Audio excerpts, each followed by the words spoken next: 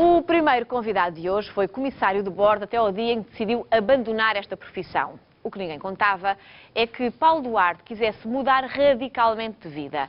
No dia em que se despediu, apanhou todos desprevenidos ao revelar os objetivos que tinha. Paulo Duarte tinha 20 anos quando começou a sua carreira como comissário de bordo. Uma carreira que se viria a revelar curta.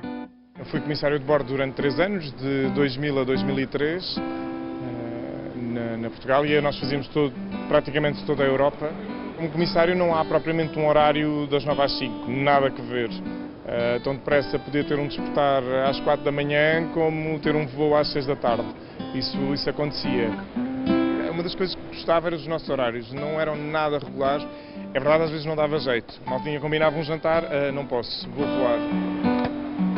Gostava imenso desse ritmo, muito mesmo. Eu gostava muito de ser comissário, acho que foi... Às vezes fala-se da mudança para ir para padre, que é quase como uma frustração, uma desilusão, e no meu caso não foi nada. Paulo apanhou todos os colegas de surpresa quando se despediu da companhia aérea com o objetivo de se tornar padre.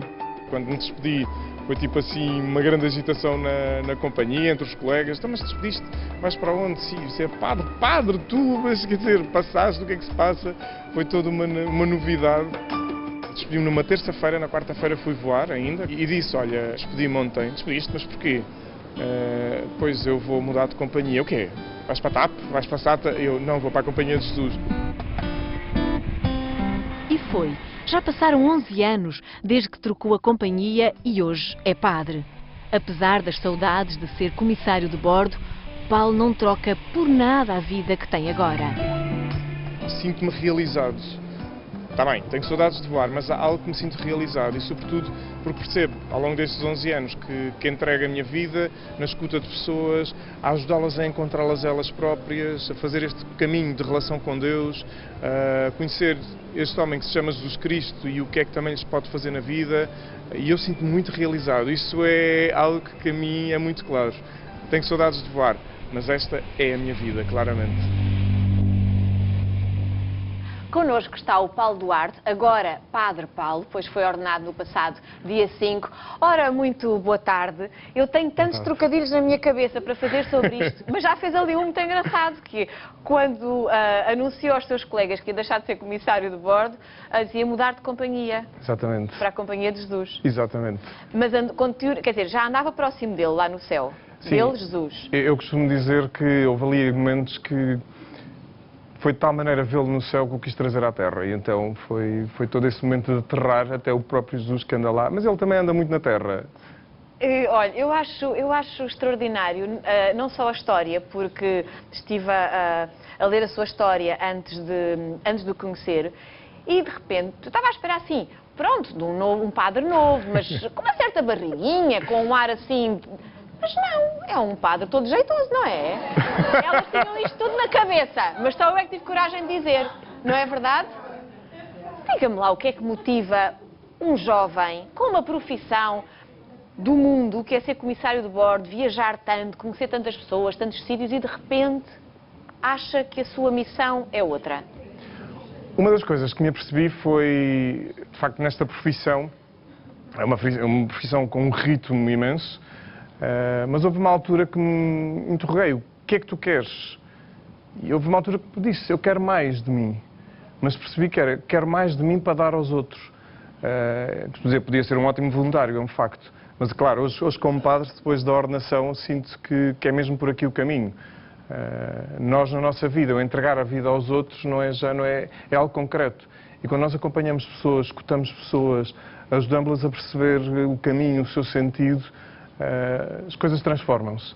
Mas houve, sim, qualquer coisa transformadora, porque eu sei que no seu percurso espiritual também andou em coisas mais alternativas ou complementares, enfim, tudo depende da perspectiva, que tem a ver com... a astrologia. Sim, é verdade, fiz astrologia, meditações de lua cheia, cristaloterapia, leitura de auras, etc, etc. Portanto, e cheguei a um momento que caminhou percebi... por várias zonas da espiritualidade. Também. E cheguei a uma altura que percebi que isto é muito interessante, estarmos bem, com uma ótima meditação, mas falta algo. E eu, como trabalho a questão da corporeidade nos meus estudos, onde é que está o corpo? Onde é que está a entrega de nós próprios? E lembro perfeitamente que saí de uma das sessões de meditação de lua cheia e encontrei uma pessoa, um sem-abrigo, não dei moeda nenhuma, mas aquilo tocou-me tanto que percebi, o que é que andas a fazer? Tu estás bem, estás ótimo, que bom, mas e os outros? E os outros? E os outros? E comecei neste circuito interno e os outros. Entretanto, foi quando conheci os jesuítas, no Centro Universitário Padre António Vieira, em Lisboa, e a partir daí começou a surgir um questionamento. Primeiro como cristão, ainda nem sequer pensava seriamente em ser padre. Mas já era cristão? Sim, sim. Tinha feito o percurso todo, o batismo, mais ou menos. Eu fugi da catequese com 7 anos. Com Sim, 7 anos? Aqui era um corredor imenso, uma Nossa Senhora Pai deste tamanho. Aquilo era horrível e tipo, pai, não, sábado de manhã, desenhos animados, não, eu vou-me embora. Pois. E aos 15 anos morreu uma grande amiga minha. E aí surgiu todo o questionamento, o que é Deus, quem é Deus, o que é a vida, o que é a morte. Mas podia ter surgido da forma mais negativa, porque quando há tragédias desse género, nós questionamos porque é que Deus fez isso. Pronto, então, se nos quer tão bem, porque é que nos dá um desgosto? E eu questionei. E as respostas foram dando. Isto não se explica muito bem porque é todo um processo interior. Mas o processo de pacificação do encontro com Deus... Eu fiz a minha primeira comunhão com 16 anos, com os pequenitos todos, e lá estava a torre. Mas a partir daí começou uma identificação. Só que eu também sou um homem que se questiona e que me questiono. Tanto que a seguir venho para Lisboa estudar, eu sou de Portimão, venho para Lisboa estudar e entrei por este mundo mais alternativo também para saber, para descobrir, não ficar só numa de, pronto, vou à missa e está. E o questionar e ajudar, e hoje, por exemplo, por eu ter passado esta história, posso ajudar as pessoas também a fazerem bem as questões e a procurar, na medida do possível, as respostas. Não procurava as respostas numa espiritualidade só para si, mas a questão dos outros, Sim. da ajuda aos outros, da dádiva aos outros, era o grande ímã que o puxava para a religião católica. Sem dúvida. E depois também o conhecer. Quando começamos a conhecer Jesus Cristo, é verdade quando se fala, por exemplo, palavras como Bíblia, catequese, há logo um arrepio, aí é bem, ou então pensa-se na catequista com bigode, ou coisa assim. E quer dizer, é muito estranho, ou padres gordinhos. Ou padres gordinhos, não é? E então, o que acaba por acontecer é, não se entende quem é esta pessoa, por exemplo, que é Jesus Cristo, em quem eu acredito. E, de facto, que é um homem, quando uma pessoa começa a ler o Evangelho, a estudar, foi de uma radicalidade, de uma mudança, provocou tantas alterações. Encontrou logo resposta para a sua ânsia da tal busca de respostas, de espiritualidade, de transcendência? Eu posso dizer que fui encontrando respostas. Ou seja, na altura, quando tinha 16, era adolescente, algumas respostas estavam-me a satisfazer as minhas questões. Que, por exemplo, hoje já seriam muito poucas, não é? Só mais uma questão, antes de vermos mais uma reportagem sobre o seu percurso. É filho único? Sou filho único. Os seus pais? Ui, foi o verão mais quente da minha vida, quando eu decidi... Antigamente, nas famílias, um dos filhos tinha que ser padre, não é? No meu caso... Era uma coisa simpática. No seu caso, sim. Não há possibilidade de haver netos, portanto, os seus pais devem ter tido um desgosto. Ou não? Foi complicado, foi. Eu já lhes pedi desculpa e aproveito assim para o país inteiro. Pai e mãe, gosto muito de vocês, sabem disso. Mas foi complicado. Claro, ao longo destes 11 anos de formação, eles também foram percebendo o meu estado de felicidade, que não é a felicidadezinha de andarmos aos pulinhos contentinhos, é todo um processo de transformação e de perceber que há uma realização pessoal e que começa a haver uma paternidade. Não é biológica, é espiritual. Já lá vão 11 anos desde o dia em que o Paulo decidiu abandonar o mundo da aviação para entrar na Companhia de Jesus. Apesar de gostar da vida que levava, sentiu a necessidade de seguir outro caminho. Este novo caminho levou a ser professor no Colégio Apostólico da Imaculada Conceição, em Cernache, uma nova experiência que jamais esquecerá.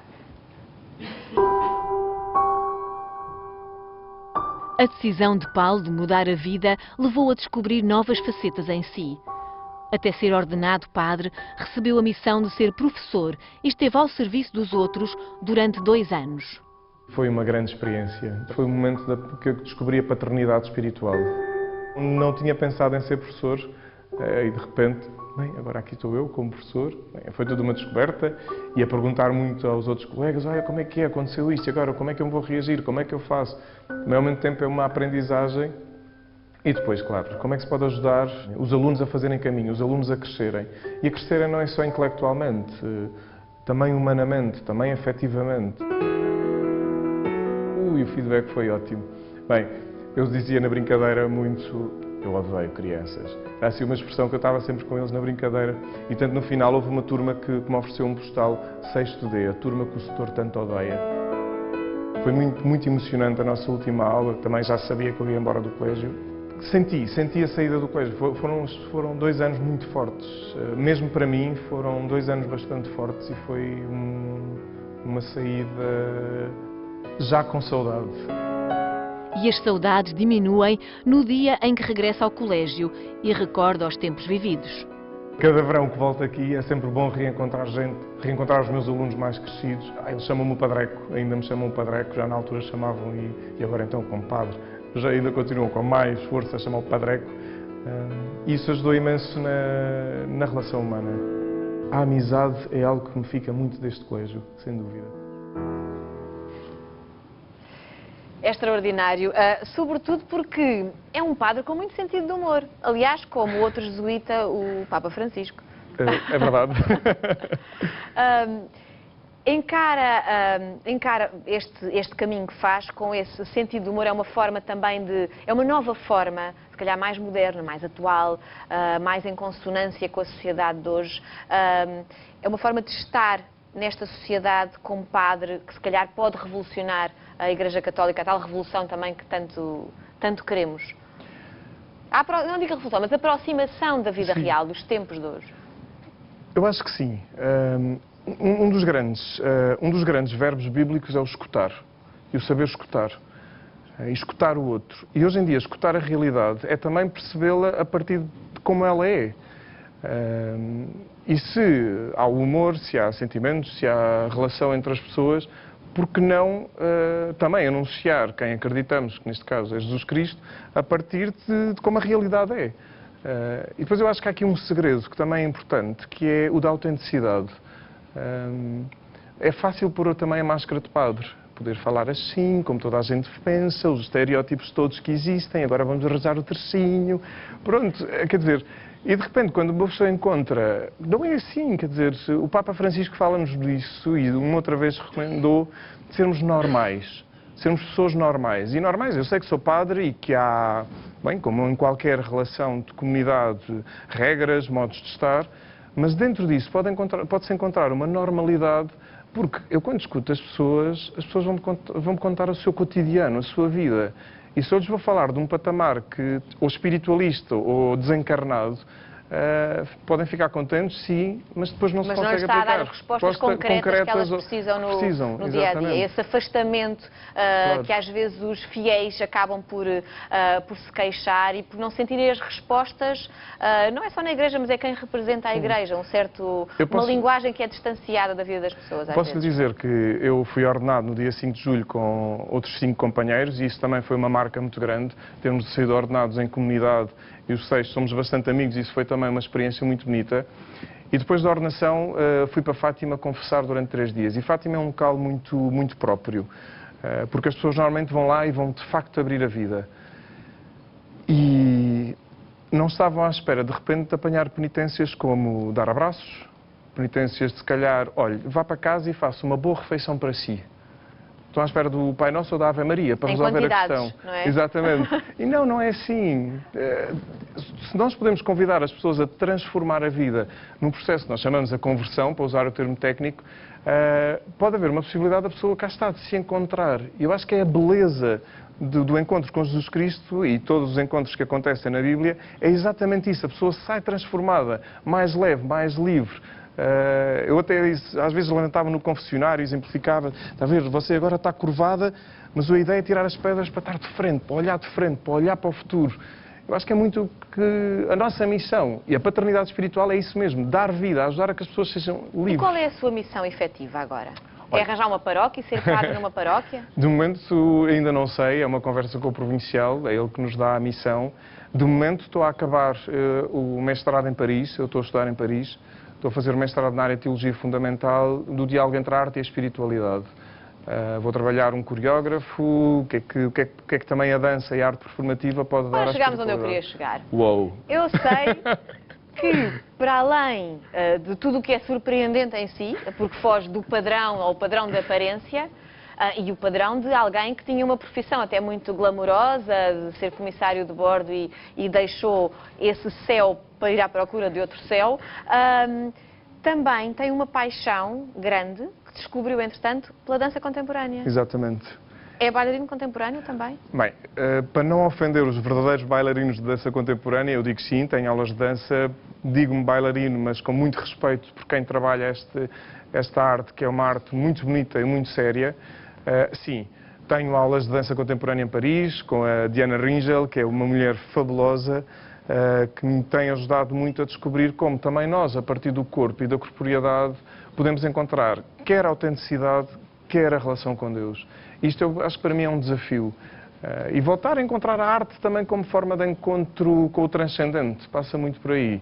E sim, é muito engraçado fazer os workshops, eu apresento-me e digo sou jesuíta ou era diácono, agora direi que sou padre, e ficam todos a olhar para mim porque eu é que passo a ser o freaky, não é? Sim, o estranho no meio daquilo tudo. É? E depois surgem imensas perguntas. Houve alguém que até me perguntou, então mas como é que é? Vocês também agora tomam banho de sabão azul e branco? E eu disse, calma, não estamos na Idade Média. Surgem perguntas muito engraçadas nesse sentido. E o que acaba por acontecer é mostrar que, de facto, a arte na sua dimensão e a cultura pode falar quer do ser humano, quer da sua relação do ser humano com o transcendente. E é aí que são os meus campos de investigação e de trabalho, dançando também. Vai celebrar a primeira Eucaristia para a semana. 26 de julho, sim. Portanto, deste domingo a hoje, deste sábado a 8 dias. Em Portimão, na sua terra natal. Em Portimão, na minha terra natal. Sim, com muita O que é que vontade. se sente alguém que foi ordenado há pouco tempo e que vai celebrar a sua primeira Eucaristia, ainda por cima na terra natal? Olha, primeiro muita emoção, e estou-me a controlar para não me emocionar aqui, porque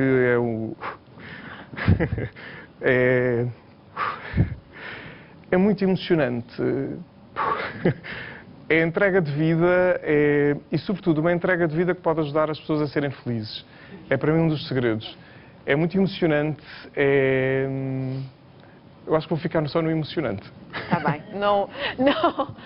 Não lhe peço mais nenhuma confissão sobre essa matéria, mas há uma pergunta que eu tenho que lhe fazer. Eu acho que se alguns jovens tiverem uma perspectiva do sacerdócio como a sua, com este sentido de humor, com esta forma mais realista, mais um bocadinho rirem-se da própria realidade e do próprio padrão ultrapassado em algumas coisas que a Igreja tem, se tiverem esta perspectiva, deixaremos de ter a tal crise de vocações? Acho que a crise de vocações passa por as pessoas, primeiro, perderem o medo de se perguntarem o que é que querem para si próprias. Porque as vocações são muito vastas, quer dizer, desde a vocação para o matrimónio para a vocação à vida religiosa. Primeiro começa por perder o medo de questionar. O que é que eu quero para mim? O que é que Deus também pode querer para mim? E depois é começar também a quebrar estereótipos, imagens, quer da vida religiosa feminina, quer de ser padre, porque há tantos estereótipos que depois as pessoas começam-se a perceber, cá está, mas tu és normal. E eu, sim. O que acontece é que percebi que a minha vocação é por aqui, faz sentido, às vezes não é fácil, não é? Isto parece que é tudo rosas, não? E ainda bem que há espinhos nas rosas, para recordar que temos que passar por este processo de perguntar. E às vezes ir ao fundo também faz falta. Porque se eu vou ouvir as pessoas em dificuldade, se eu não sinto às vezes na pele, posso estar a falar num nível teórico tal que é vazio. Mas quando eu sei, e que já passei pela solidão, já passei pelo vazio, já passei até, como jesuíta, até a revolta com o próprio Deus, quando as pessoas me falam disso, eu sei o que é que se está a passar. E a minha escuta é completamente diferente. O que eu digo é que as pessoas, seja mais novos ou até mais velhos, que possam estar a questionar, não tenham medo de questionar e não tenham medo de vir, nos aproximar de nós e perguntar. Não se ficar só pelo estereótipo, que às vezes é tão... Que o estereótipo não seja uma barreira. Exatamente. Sr. Padre, gostei muito de o conhecer. Muito obrigado. Desejo-lhe uma Eucaristia muito emocionante. Bem, vamos ver. Para dia 26 de julho. Olha que eu sou capaz de aparecer lá. Bem-vinda. Gostei muito de conhecer. Muito obrigado. Eu acho que é um exemplo extraordinário pelo inusitado, mas também por este exemplo de que é possível fazer outros caminhos de espiritualidade sem os tais padrões e os tais estereótipos. Eu acho que merece o nosso aplauso, não merece? Muito obrigado. Muito obrigado.